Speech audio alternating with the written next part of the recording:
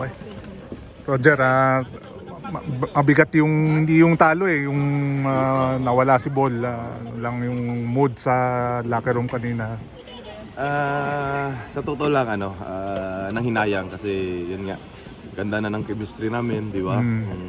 Nakuha na talaga namin sana. Kaso lang yun nga, hindi natin control yun eh. So, nangyayari talaga. Mayroon ba kanina na na even lamang kayo eventually nakalamang yung Meralco na walang import. Wala kayong import. Sobrang hirap kasi lalo na sa mga rebounding. Hirap na hirap kami sa rebounding. Tapos yun nga, sayang nga lamang na sana kami.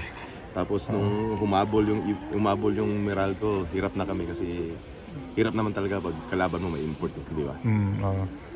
So panibago adjustment kasi mukhang game 3 may bago na kayo import. Siyempre sanay na kayo kay Ball pero panibago adjustment tapos semifinals pa. So malaking adjustment to kasi di pa namin alam kung ano yung laro ng import na kukunin namin. Tapos semifinals ka agad, no? Okay lang sana kung elimination. Pero ganun talaga yung buhay. Minsan, di mo masabi kung anong mangyayari, pero move forward lang. Pero kayo naman nung game 1 na-prove nyo na kayong mga local, kaya nyo mag-deliver na... Actually yung game 1, kayo yung rason ba't nakakuha kayo ng game 1? Siguro ganun na lang mindset namin. Hindi kami masyadong mag-rely kung sino yung import. Talagang trabahuin namin, mga locals. Yun na lang. Okay.